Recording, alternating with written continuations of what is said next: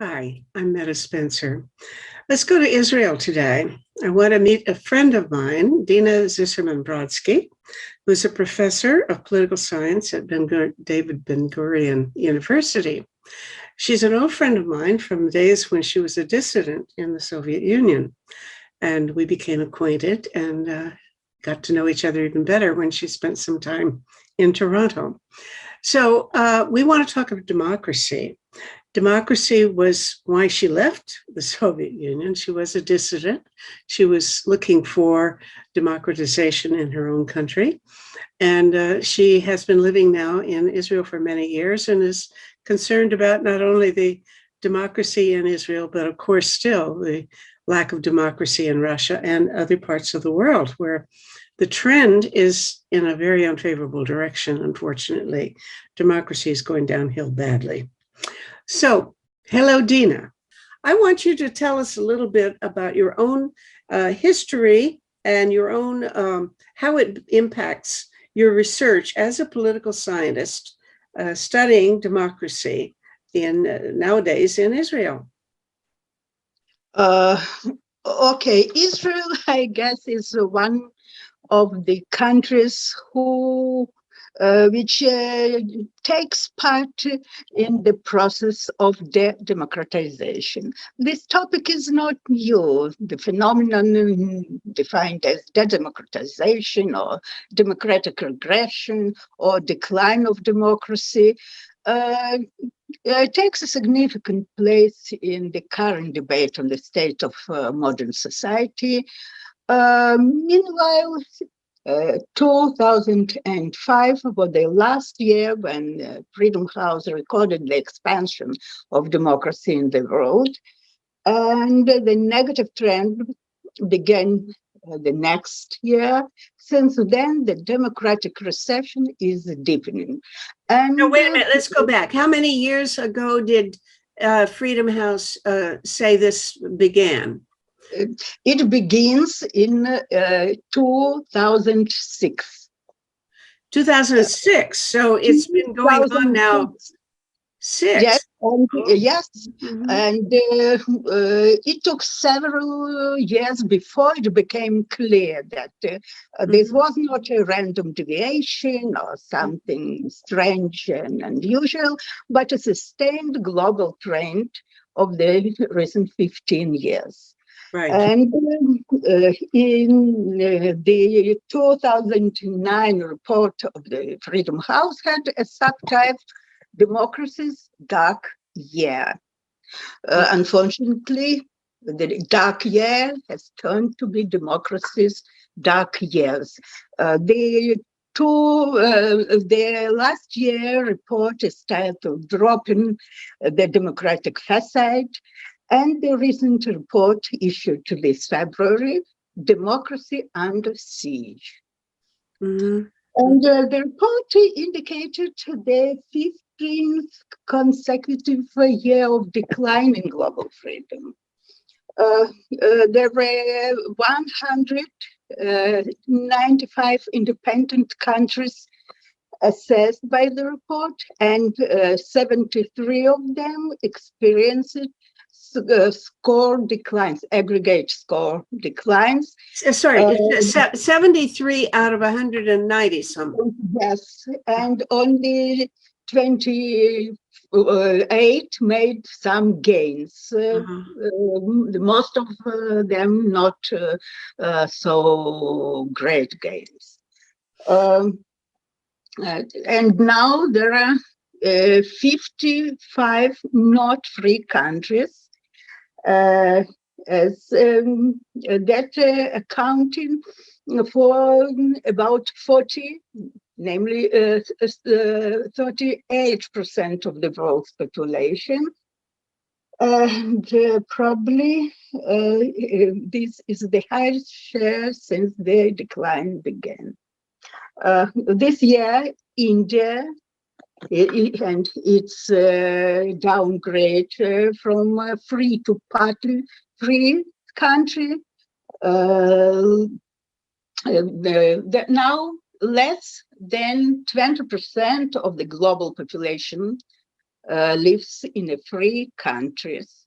Oh, The wow. lowest level since 1995. Mhm. Oh, do you want to tell us a little bit about the criteria they use? I've looked at that material from Freedom House years ago, but I can't recall offhand what do they count when they're going to give scores to a country for how independent and how free it is. How do they what kind of scorecard do they keep? Do they look at a free press? Do they look at the They look for more than 100 criteria, certainly including the free press, the social liberties, the freedom of expression, the electoral process that is measured by several criteria, the multi-party system, the election and elective process, the one of the important criteria are the social criteria such as women's involvement, freedom of of movement, freedom of trade, and so on and so on. There are many criteria that they finally estimate the general score. In addition, they have the so-called percentage of democracy in every country. They indicate according to the scores, and the most democratic countries receive some 90 or even more percent of democracy, and the less democratic receives from 0 to 7, 8, and 20s. Every country is assessed according to many criteria, which consequently summarized and calculated. Okay, now all of those criteria, as I understand it, are measures of the internal rights and practices of a country, not really about foreign policy. No, not And really. the reason the reason that's relevant is because I think one could say, and there certainly has been this democratic theory of peace, democratic peace notion, that in the past it was true that democratic societies, which were democratic internally in terms of what they guarantee to their citizens and so on, are less likely to go to war against other democratic societies, but they do have wars against non-democratic societies. Yes. But so that means that to measure them, you're really talking about internal dynamics. For example, if the U.S. and the U.S. is a very aggressive country in terms of the number of wars it has fought, but that wouldn't rule it out from being considered democratic, because the internal processes were fairly democratic, at least until fairly recently.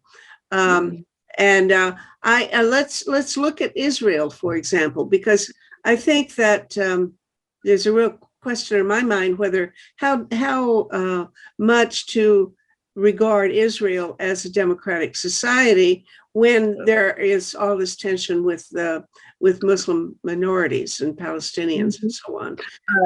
Okay. Can you comment on that? First of all, there are many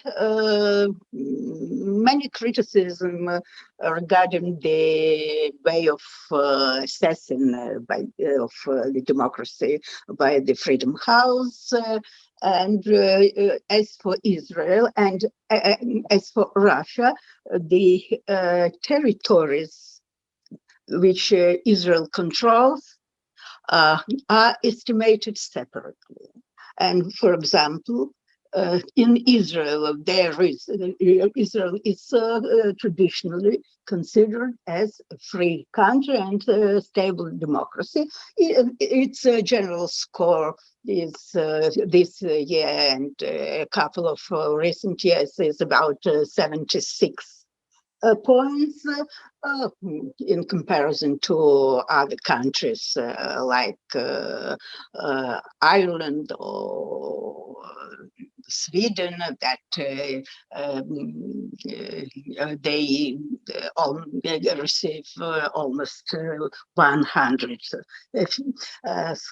But the situation in Gaza Strip and the West Bank is estimated separately, and certainly the other strip is the level of democracy is very low. And the same, a little bit better in the West Bank. There are criticisms, and just criticisms that the territory that the country controls should be included into the general score which a country receives. In which case it would drop markedly. So because the formal rights of the Palestinian minorities who are Israeli, Palestinian, Bedouin, and Druze minorities who are Israeli citizens. They are quite respectable and quite the formal rights are the same, and in the possibility to form the parties, to vote, to elect and to be elected. On the other hand, the situation in the territories is close to catastrophe, and it used to be considered as if Israel has no responsibility, has no part in the deterioration of the situation with the social rights and political freedoms in these territories. So a kind of special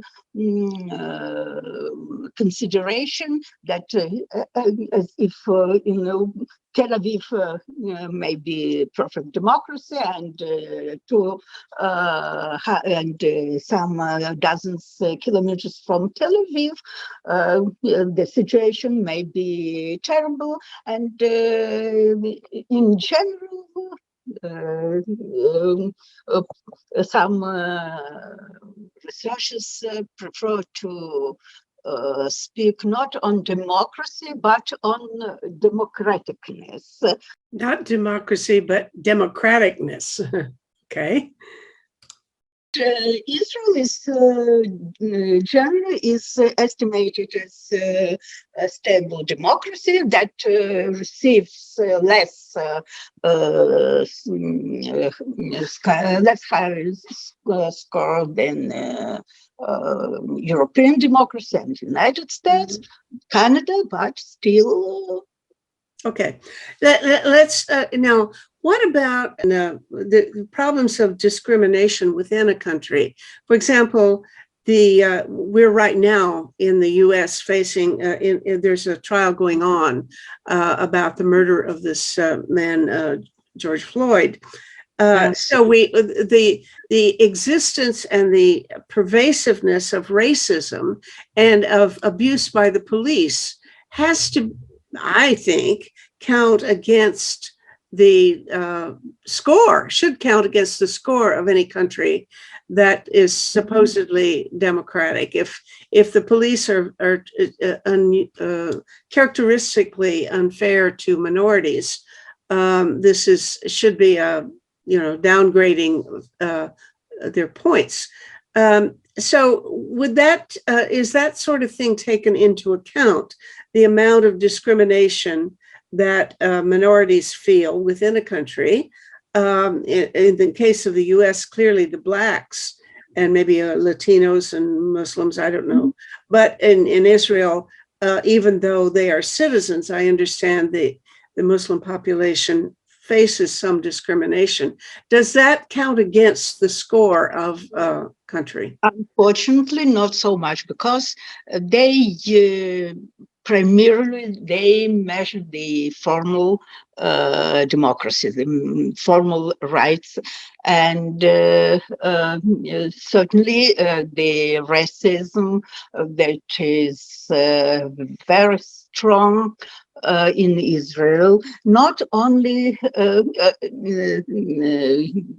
concerning the Arab population, but the it can be said that there is a kind of stratification, very strong stratification of different groups. And if you begin to the policy of discrimination of one group, it spreads to all other groups. So the Ashkenazi, the European Jews, is the least discriminated group. They are the dominant group, and the Israeli citizens, Jews from the Arab countries and from the African country, they are in the rating on the ranks of stratification. They're on the they have a less prestigious position. They immigrants from Ethiopia.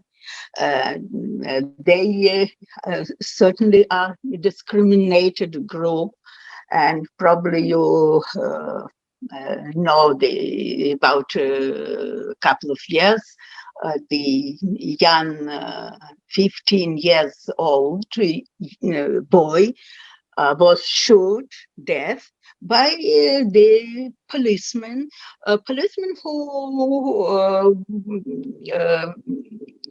decided, who said he felt the danger because of the strange behavior of this boy.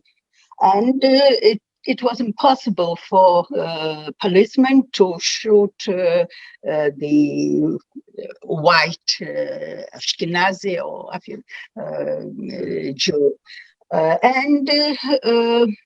As for the Palestinians in the territories, there are completely another rules and other systems. Not only in general, there operates the army, and the possibility, the lightness of killing Palestinians is unbearable. Several months ago, the boy, the young man who couldn't manage with his auto, with his and made an accident. It was near the curfew, and the soldiers decided. They said they had decided that he is going to commit the terrorist act, and he was killed. Certainly, he had no intention to make a terrorist act. He was on the way to the celebration of his friend. He was going to marry in a month, and so he had no criminal past. He has no involvement in some organization or group of resistance, but actually almost every killing, unjustified killing, can be explained on the territories, can be explained by the terrorist intention and by the danger that this or those people felt or allegedly felt. Apparently, democracy, according to Freedom House, is a matter of the formal institutions of society and how they're functioning.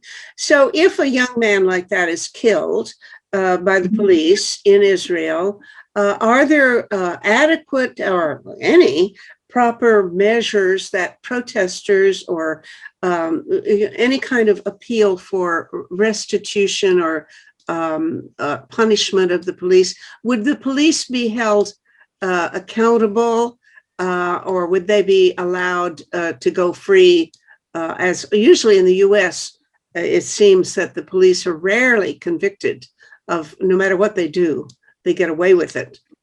It depends. There were cases when the policemen or soldiers indeed had been convinced.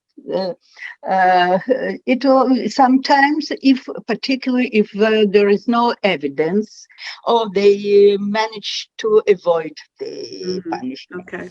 It depends. And certainly in the territory of proper Israel, within the Green Line, the system is much better than the outside.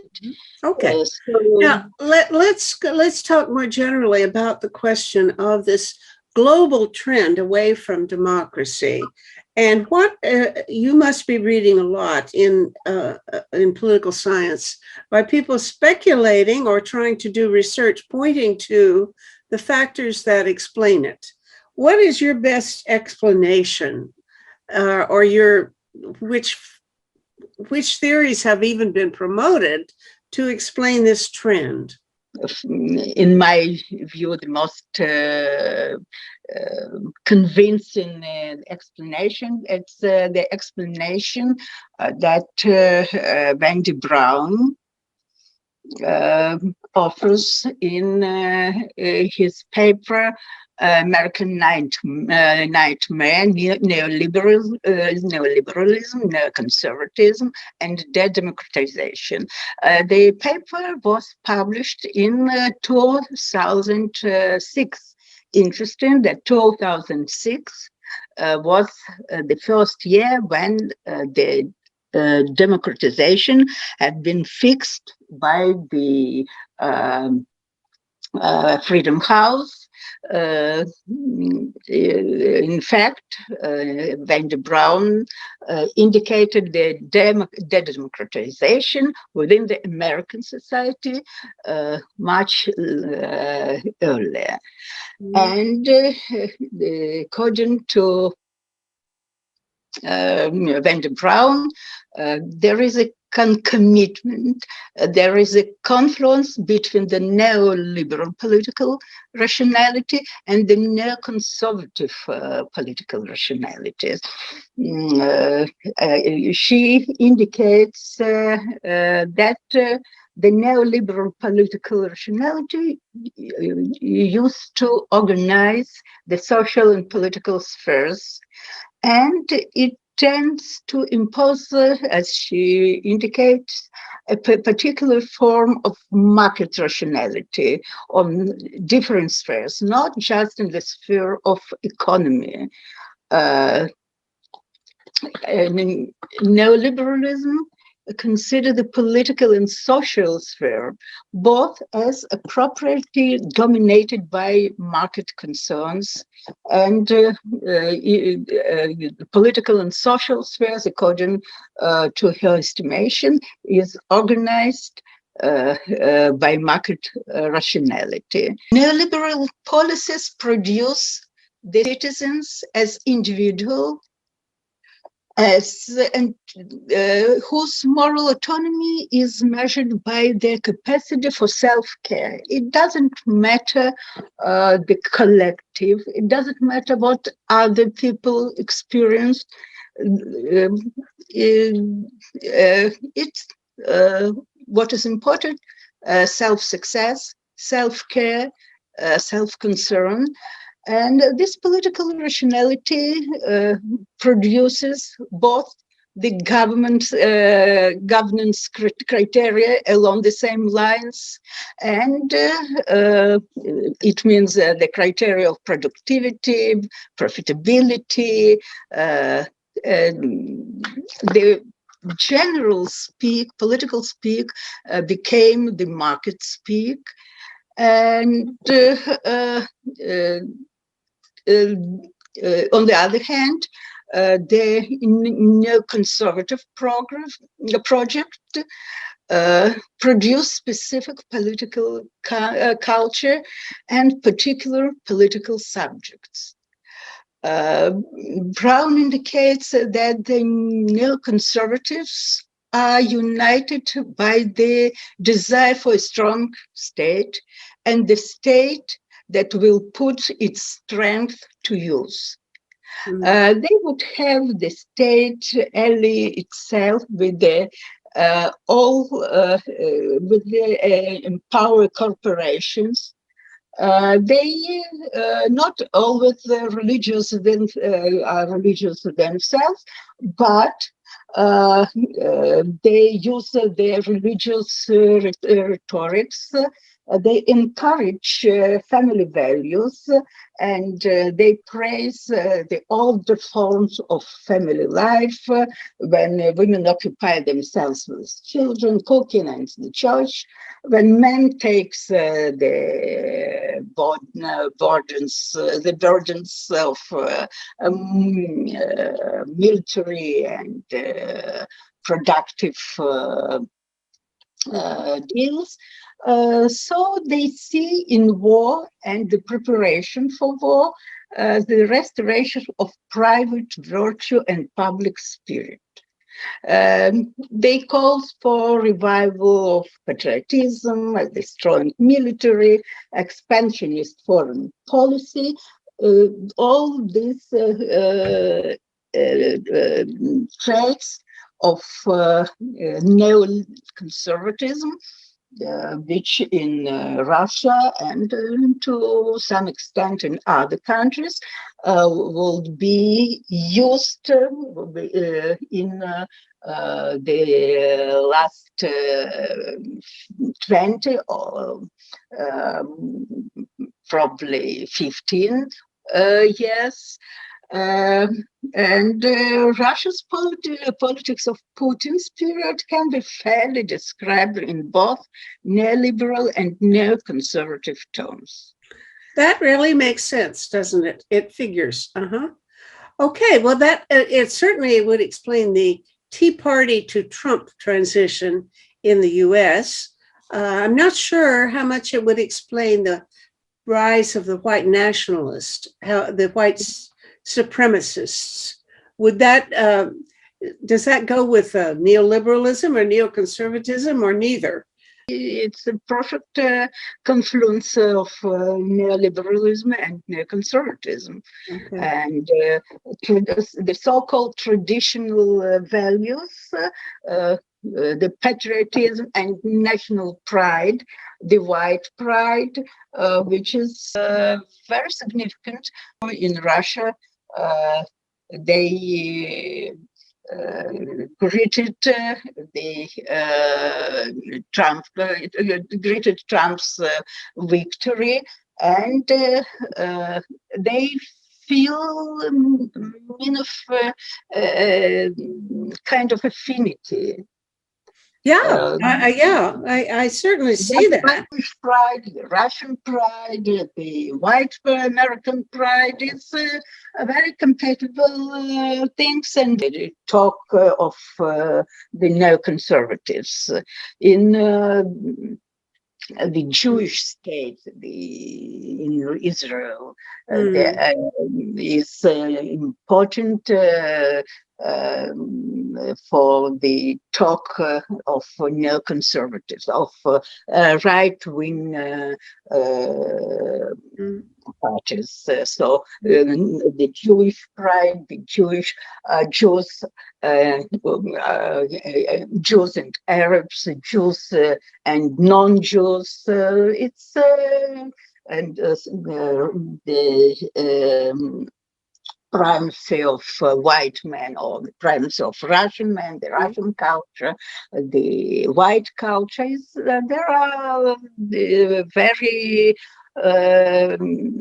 quite similar things, and there is a strong affinity between this Yeah, and the religious component is quite important in mhm, this mhm. discourse. I guess the question though remains. I mean, I like your analysis that Wendy Brown has put these two trends together: the convergence of neoliberalism and neoconservatism. That figures. It really does explain a lot, but it doesn't really explain anything causally. I have to wonder why, at this moment in history, around the world, there'd be the same tendencies. I mean, as you mentioned, India is going the same way. Most recently, the Modi government is following the pattern very faithfully, and emphasizing the importance of Hindus over other groups, and so on. But I don't know why it's happening now, especially when you see the world's problems, the kinds of changes that are taking place that require social, realignment. Real social changes are needed to prevent warfare, and especially, of course, with respect to global warming. I mean, I have to say that the prospect of I'm these days very concerned about the Arctic and the methane and so on. So the timeline for that kind of catastrophe is so short, and so it's so imminent. Could be any day now, practically. That I think the urgency of working together internationally to solve these problems strikes me as very clear and very obvious. It's hard to imagine anybody completely ignoring it, and yet it is being ignored. And these trends that are so conservative are happening at a time when if of all the times in history when internationalism and globalism seem to be really required as a solution to humankind's problems, that's when we're going the other direction. So it's I don't know anybody who's given a good answer to that. It's not the economy. There can't be any simple explanation in terms of, if you were saying, this was a depression, as when Hitler, you could understand Hitler in terms of the war and the economy and the effects of that situation on Germany. But I can't see any global situation that would really explain this kind of regression away from democracy to a more illiberal attitude. Every country has its own factors and its own influences that brought the democratization. On the other hand, the comparative studies, comparative politics should explain the general trends. Some Tilly and Huntington said that there are waves of democracies. Oh yeah, waves of democracy, sure. Mm-hmm. It was the first wave, wave of democracy. It was the second wave, and since the 17th 1970s, there were the third wave of democracy, and probably in the this third wave will end with the democratization, and the next wave, the fourth wave of democracy will come. It's okay. That's sort of what can be done. First of all, I think that much more influence should have the non-profit organizations, non-government organizations, because the political elites in the recent times were indicated as the deterioration or decline in the quality of political elites. And so non-satisfaction of citizens with the quality of political elites probably makes them and encourage them to find or to hear and to accept some non-traditional and some extravagant suggestions. I guess that the influence of the non-government organizations should be increased. And on the other hand, probably the local government, the local authorities should receive more influence and more possibilities to arrange the life of their regions, of their citizens. Okay. As in Israel, it's a very interesting trend we can see during the last 2 years. The parties that represent minorities are growing in influence. Oh. It's now, today, there is no coalition which can be created without the support of the Arab parties, of the Arab members of Parliament, of Knesset. So it's let's see what will happen. Because the last months, Netanyahu and the people of Likud began to speak about the situation of persecuted minorities, of non-dominant minorities will be important and will contribute and probably will decide the future of government and the coalition. It's probably the way for democratization of the regimes, at least. Let's see what will happen in Israel. Well, I certainly used to myself believe that the solution was to give more weight to NGOs and civil society. But I don't believe that anymore. And that's what leaves me in a very bad place, because I don't have any good solutions at all left. It was my best solution, is what you suggested, is more opportunity for NGOs to have influence. But I've noticed in the NGOs that I've observed that there's no more rationality there than there is anywhere else. And at least in government, you have mechanisms for appeal and institutions to guarantee rights, whereas an NGO is a completely, informal relationship, and whoever is popular can be very influential. And you don't have, if you lose an argument, you're out. Anyway, that's a whole different conversation. Can you talk a bit about the future of democracy in Russia?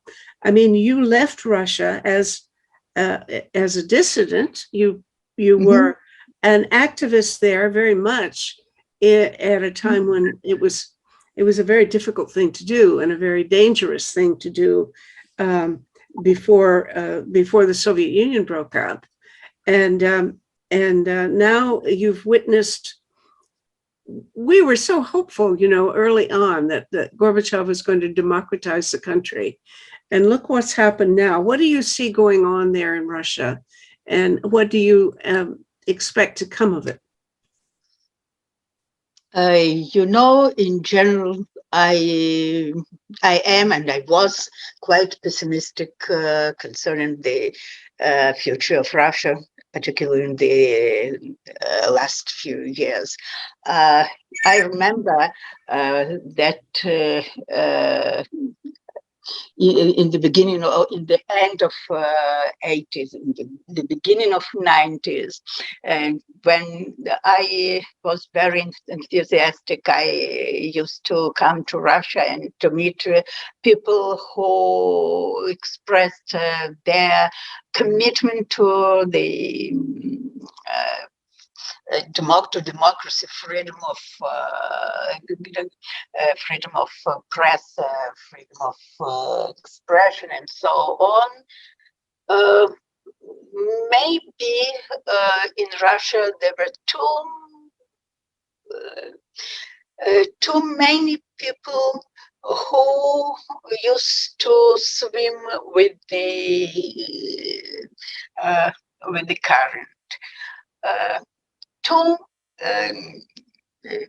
I would like that the former dissident movement would be involved in politics, but during the 19th, only few former dissidents that actually has formulated the programs for Russia.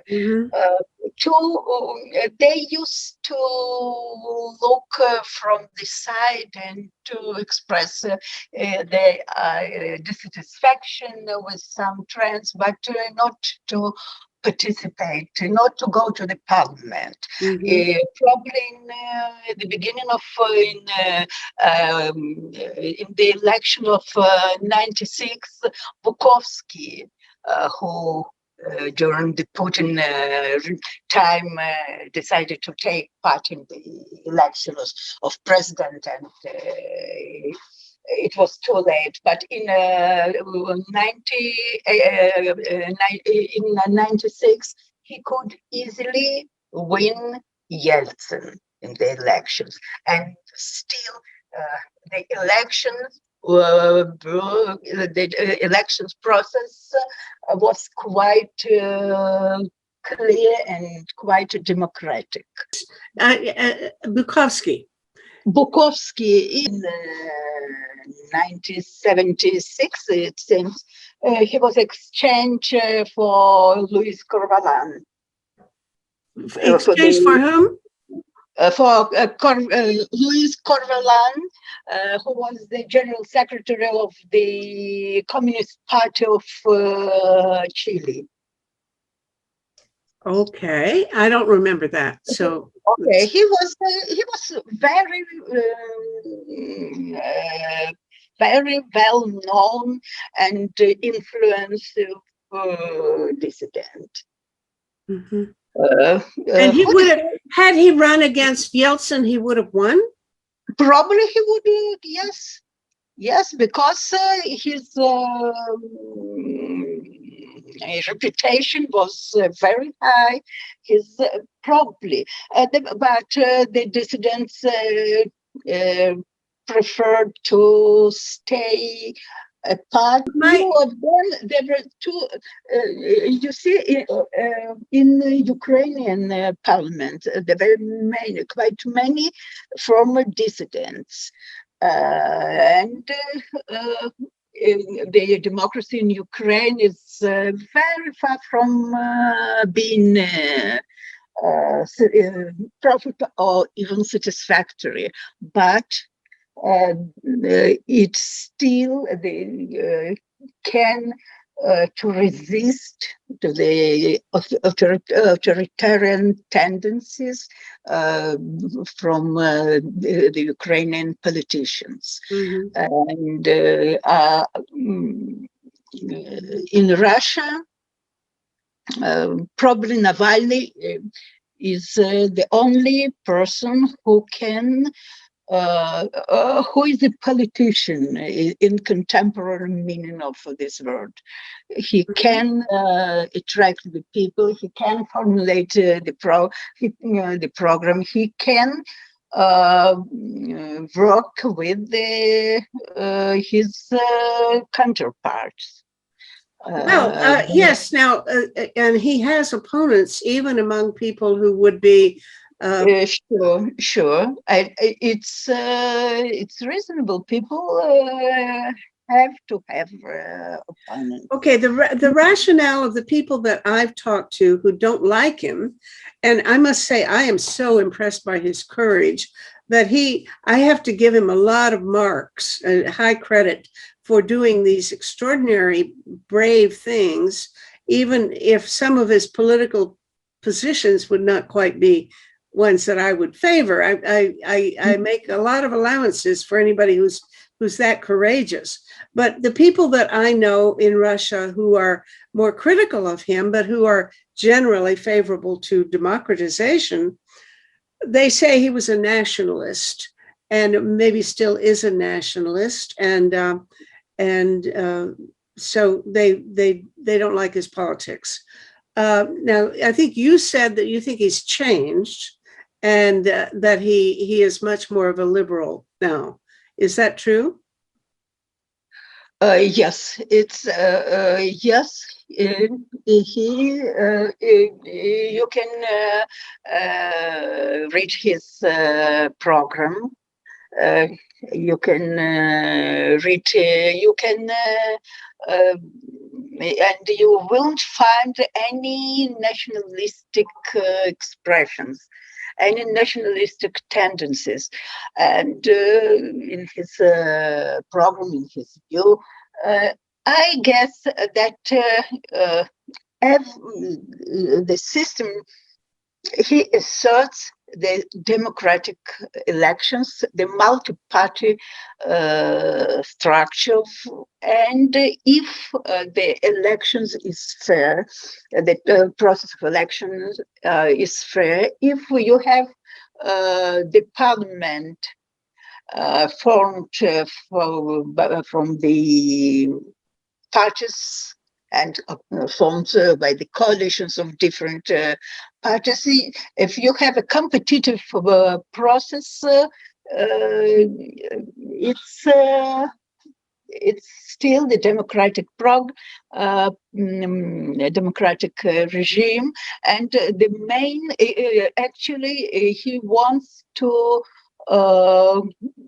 proclaim in the new constitution, he wants to proclaim the Russian Federation as the parliamentarian republic, not as the president regime, which is, in my view, is not good for Russia. Mm-hmm. The last, of course, he's in almost every Democrat. If the whole system relies on this wonderful person, can be corrupted by the system, non-democratic system. So the system should frame the Democrats. And even the people who are not so inclined to be Democrat should accept and should obey the democratic games. It's important to reform the system. And it's not a bad potential for reforming the system. But I don't see actually how it's possible by election to change the system during the elective process. Even the clever voting that Navalny proposed, it can hardly to resolve the problem. And I'm very skeptical about the future. Well, one has to be even skeptical about his own future, because he is doing a hunger strike and he's gravely ill, apparently. His doctor today said he could die at any time, and he's being deprived of proper medical care. I don't know. I guess if he got medical care, he'd start eating again. That would help, but it doesn't look good at all. And if he dies, certainly there's no question that Putin will be held accountable for his death, blamed for his death, as he should be, because there's no question that justice was not served by the kind of treatment that Navalny has received. But let's go back to talking about comparing him to Khodorkovsky. Because, 5 years ago, I would have hoped, or whenever he was released and fled from Russia, I had hoped that somehow he could maintain some sort of momentum with public opinion in Russia and maybe create a movement that would have some political impact. But I haven't heard of anything like that. What is if you were comparing Khodorkovsky with Navalny in terms of their programs and their politics? I haven't heard of anybody trying to do this, but it'd be interesting to see how compatible they would be. Are they asking for the same things? Clearly, their methods are very different, because Khodorkovsky left and Navalny went back, and that makes a big difference. But how do these are the only two people I know of who have tried to pose a real challenge to Putin. Would they get along if they ever met, these two guys? Khodorkovsky, it was the condition of his release that he should leave the country immediately. And I'm not sure that Khodorkovsky has really ambitions to be the president of Russia, at least now. And I don't know that their programs, probably in economic terms, they may be different, but political programs, I don't think that they're in conflict. Every leader that wants to democratize Russia should have or has the same program, the same points, general points, and general views of Russia as multi-party, democratic, liberal system. And I don't think that there is a considerable difference in their programs. By the way, the economic program for Navalny was written by Sergei Guriev, one of the most prominent economist in Europe, not only in Russia, who is now in Paris, and he teaches economy. Navalny and find the people who are reliable in proposing the economic or political developments. As for Khodorkovsky, I don't think that he can be elected. Or he can, first of all, he belongs to the caste of oligarchs, of milliardaires. That is not considered to be the positive. Right. On the other hand, Khodorkovsky has Jewish roots, and in Russia, the nationalistic trends for today are very dominant, and it should take some. Well, that's true, but I've heard that Putin. Just a sec. I've heard though that Putin himself shows no evidence of being anti-Semitic. Putin completely is not anti-Semitic. He is not. But it doesn't mean. As he's elected not because he's not anti-Semitic. Right. Yeah. Well, if he were, it looks like he's set to keep on till the end of time in office. But these things, you would like to think there's a prospect for an emergence of some kind of opposition that could be viable. But if he manages to, I would say, if he kills Navalny, and I have to say, from my point of view, if Navalny dies in prison, it's Putin who did it. That's all there is to it. And I think most people in the world would exactly pin the blame for it on Putin. Probably even in Russia they would. But if he dies, there has to be some revulsion against this, isn't there? Or not? No, I'm afraid that not. No, no. There are still the thin minority of the Russian citizens who are ready to protest. And let's see the development of the protest movement, of the demonstrations. Tomorrow, or the day after tomorrow, it should be the demonstration that should bring together about 500,000 of citizens in different cities. Let's see what will happen.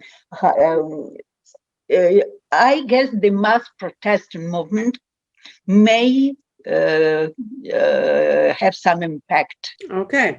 Well, but till now, even 100,000 people in the country that counts 146 million citizens.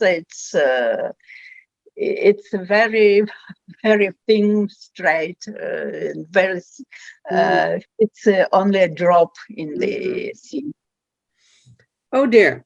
All right. That's a disappointing analysis, but I'm afraid you're probably right. We have a hard row ahead of us, you and I, trying to fix the world. So we've used up our time. And so I want to thank you for this. It's not a happy conversation exactly, but it is enlightening. And so I want to give you my good wishes, and we'll stay in touch. All right? Yes, sure. Okay. Thank you so much. And let's hope for the best. We do, indeed. Bless you. Bye-bye. Okay. Bye.